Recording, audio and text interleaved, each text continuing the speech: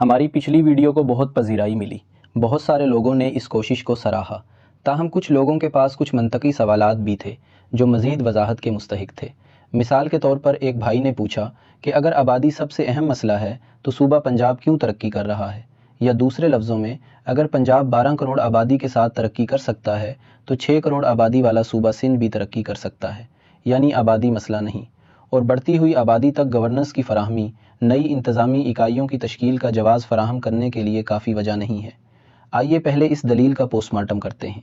سوال یہ ہے کہ کیا 12 کروڑ عوام کا بوجھ اٹھانے کے باوجود پنجاب نے واقعی ترقی کی ہے؟ جواب ہوگا شاید نہیں۔ حقیقتاً پنجاب میں بھی ترقی سندھ کی طرح غیر مساوی، مقامی عدم توازن اور بڑے علاقائی فرق کے ساتھ ہوئی ہے۔ اس ترقیاتی فرق کا مشاہدہ کرنے اور اس تصور کو سمجھنے کے لیے آئیے پنجاب کے ایک ضلع کو بہت قریب سے دیکھتے ہیں، بہاول نگر۔ اس ضلع کی کہانی بالکل ضلع بدین جیسی ہے، دو الگ، مختلف اور بہت دور واقع اضلاع، لیکن پھر بھی ایک دوسرے سے بہت ملتے جلتے۔ آپ جانتے ہیں کہ کپاس پاکستان کی سب سے بڑی ایکسپورٹ ہے، جس سے پاکستان اربوں ڈالر کماتا ہے۔ بہاول نگر پاکستان میں کپاس کی سب سے زیادہ پیداوار کرنے والا ضلع ہے۔ پاکستان کا سب سے بڑا گندم پیدا کرنے والا ضلع بھی بہاول نگر ہی ہے۔ بہاول نگر پنجاب میں چاول پیدا کرنے والے سب سے بڑے مراکز میں سے بھی ایک ہے، جہاں 140 سے زیادہ رائس ملیں ہیں، بالکل بدین کی طرح، جہاں 200 سے زیادہ رائس ملز ہیں۔ اسی طرح بہاول نگر گوشت کی برآمدات میں بھی بڑا حصہ ڈال رہا ہے۔ ہر کوئی تصور کرے گا کہ اتنی اہمیت کے حامل ضلع کو بہت زیادہ توجہ اور دیکھ بھال مل رہی ہوگی، لیکن بالکل نہیں۔ ستم ظریفی یہ ہے کہ پنجاب کے تمام 40 اضلاع میں سے بہاول نگر کو بچوں کی اموات کی سب سے زیادہ شرح کا سامنا ہے۔ اس میں سیوریج لائن نہیں ہے، جو آخری بار 1982 میں بنائی گئی تھی اور اب پھٹ چکی ہے۔ لوگ سیوریج کے ملے جلے پانی کو استعمال کرنے پر مجبور ہیں۔ یہ ضلع زمینی آلودگی، آرسینک کی سطح اور پانی سے پیدا ہونے والی بیماریوں سے لڑ رہا ہے۔ آپریشن کے منتظر 1200 مریض ویٹنگ لسٹ میں ہیں، اور وہاں بھی کسان سیم سے لڑ رہے ہیں۔ بدین ہو یا بہاول نگر، دونوں زرعی دیہی اکثریتی اضلاع ہیں۔ بدین تقریباً 78% دیہی ہے، جبکہ بہاول نگر تقریباً 73% دیہی ہے۔ دونوں اپنی اپنی صوبائی ترقی کی اوسط سے پیچھے ہیں۔ بہاول نگر کا HDI 0.635 پنجاب کی صوبائی اوسط 0.726 سے نیچے ہے، اور بدین کا HDI 0.373 سندھ کی اوسط 0.643 سے بہت نیچے ہے۔ اسی طرح خواندگی میں بھی یہ اضلاع پورے ملک کی قومی اوسط سے پیچھے ہیں۔ بہاول نگر کی شرح خواندگی 57% اور بدین کی 37% ہے۔ دونوں اپنی صوبائی اوسط سے خاصی کم ہیں۔ پنجاب تقریباً 66% اور سندھ تقریباً 58%۔ ہم دونوں اضلاع اپنے ڈویژنل ہیڈ کوارٹر سے 2 گھنٹے کے فاصلے پر اور دونوں صوبائی ہیڈ کوارٹر سے تقریباً 5 گھنٹے کے فاصلے پر واقع ہیں۔ دونوں قریبی ہائی کورٹ بینچوں اور سپریم کورٹ برانچ رجسٹریوں سے بھی یکساں طور پر دور ہیں۔ غریب شخص ان دور علاقوں میں انصاف کے حصول کے لیے نہیں جا سکتا، اسی لیے یا تو وہ لاٹھی اٹھانے پر مجبور ہوتا ہے یا اپنا حق چھوڑ دیتا ہے۔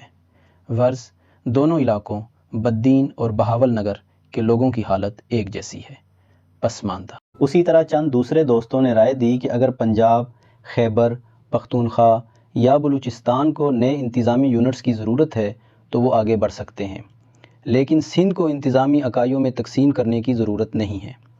یہ رائے تو ہو سکتی ہے، لیکن دلیل نہیں۔ دراصل دونوں صوبوں کے دونوں اضلاع کو سرجری کی ضرورت ہے، تاہم ایک کو اپنی طبی حالت کا شاید علم ہے، جبکہ دوسرے کو شاید نہیں۔ آئیے ذرا ضلع بدین کو بھی مزید قریب سے دیکھتے ہیں۔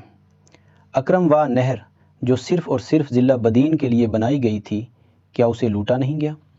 کیا یہ سچ نہیں کہ اکرم واہ کینال سے سینکڑوں اور ہزاروں کیسک پانی بالائی سندھ کے کمانڈ ایریا کو سیراب کرنے کی طرف موڑ دیا گیا ہے؟ کیا اس کا پانی 30 میل ریگولیٹر سے پہلے چوری نہیں ہوا؟ کیا اکرم کینال سے ضلع بدین میں پانی کے بہاؤ میں رکاوٹ بننے والے سینکڑوں کنکریٹ بلاکس پر مشتمل لائننگ کا ملبہ ہٹایا گیا ہے؟ اکرم واہ کی بحالی کے لیے کروڑوں ڈالر مالیت کا سواٹ پروگرام کیا برسوں تک التجا میں رہنے کے بعد مکمل ہو گیا؟ کیا پھلیلی نہر کا کرسٹ لیول بالائی دریا کے اضلاع کے حق میں نہیں کیا جا رہا؟ کیا بدین، ٹھٹھا اور سجاول میں RO پلانٹس مکمل طور پر کام کر رہے ہیں؟ کیا بدین کے اسکولوں کی کمزور چھتوں تلے اسکول جانے والے معصوم بچے محفوظ ہیں؟ اگر نہیں تو پھر سمجھدار ذہن کیسے کہہ سکتا ہے کہ اسے نئے انتظامی یونٹس کی ضرورت نہیں ہے؟ چند دوستوں نے دلیل دی کہ نئے انتظامی یونٹس بنانے کے بجائے بلدیاتی نظام کو بہتر بنایا جا سکتا ہے۔ یہاں تک کہ چند لوگوں نے جنرل مشرف کے دور میں ڈسٹرکٹ میئر سسٹم کی بھی وکالت کی۔ حقیقت تو یہ ہے کہ 18ویں ترمیم کے بعد صوبوں کو بہت زیادہ رقم دی گئی۔ پچھلے 5 سالوں میں صرف سندھ کو 25,000 ارب روپے ملے۔ کیا آپ دیکھتے ہیں کہ اتنی بڑی رقم زمین پر خرچ ہوئی ہے؟ کیا یہ بہتر نہیں کہ سندھ کی 5 انتظامی اکائیاں ہوں، ہر ایک کو 5,000 ارب روپے ملے اور وہ اپنے اپنے نمائندوں کے ذریعے اس کا حساب دیں؟ اور اگر پیسہ نکل جائے تو آپ لوکل گورنمنٹ سسٹم کو کیسے بہتر کریں گے؟ پہلے اگر مقامی حکومتیں سندھ کے 100 روپے میں سے 50 روپے وصول کرتی تھیں تو اب انہیں مشکل سے 5 روپے مل رہے ہیں۔ کچھ دیر کے لیے یہ فرض کریں کہ مسئلہ پیسے کا بھی نہیں ہے۔ معاملہ یہ بھی نہیں ہے کہ کراچی غیر ذمہ دار یا بے حس ہے۔ بالکل نہیں، سب لوگ اچھے ہیں۔ اصل میں یہ لوگوں کی ایک بڑی تعداد پر حکومت کرنے کی انسانی لمٹ کا معاملہ ہے۔ کیا بدین کراچی کے لیے بھی ایک ترجیح ہے یا صرف ایک پریشانی ہے جسے وقتاً فوقتاً توجہ کی ضرورت پڑتی ہے؟ ہمیں مقامی بااختیار انتظامی اکائیوں کے سامنے بڑی نمائندگی کی ضرورت ہے جو روزانہ کی بنیاد پر ہمارے مسائل کو حل کر سکیں۔ ہمیں کابینہ کے اجلاس کے کاغذوں میں محض ایک عدد نقطہ یا سائیڈ نوٹ یا ایک منٹ نہیں بننا چاہیے، بلکہ ہم اپنی ایک کابینہ کے مستحق ہیں، ایسی کابینہ جس کے لیے صرف ہم اور ہمارے مسائل ہی اہم ہوں، جس کے اجلاس کی ہر صبح ان چیلنجز کا مقابلہ کرنے اور ان مسائل کو حل کرنے کے لیے ہو جو ہمیں درپیش ہیں، جہاں کا وزیر اعلیٰ سال میں ایک بار نہیں بلکہ ہر روز ہماری عوامی بہبود کی اسکیموں کا معائنہ کرے، ہر سیکٹری اور سرکاری افسر کو روز اپنی پرگریس دینی پڑے تاکہ سالوں کا کام دنوں میں نپٹے۔ ایک اور منطقی سوال ہو سکتا ہے کہ کیا نئی انتظامی اکائیاں بے عیب ہوں گی اور کیا یہ بنیادی مسائل کو نظر انداز نہیں کریں گی؟ یہ ضروری ہے کہ ارباب اختیار یہ سمجھیں کہ نظام چاہے کتنا ہی اچھا اور مضبوط کیوں نہ ہو، ناانصافی اور بدعنوانی کو ختم کیے بغیر کام نہیں کر سکتا۔ گو کہ نئے انتظامی یونٹ سے شفافیت بڑھے گی، مقامی لوگوں کی وسائل تک رسائی بہتر ہوگی، گورننس میں بہتری آئے گی اور نئی قیادت پیدا ہوگی، لیکن ہمیں یہ ماننا ہوگا کہ یہ انسداد بدعنوانی مہم کا نعم البدل نہیں ہو سکتے۔ اگر نئے انتظامی یونٹ سے عوام کی بھلائی نہ ہو رہی ہو تو انہیں ہمیشہ تبدیل کیا جا سکتا ہے، کیونکہ نظام نہیں، لوگ اہم ہیں۔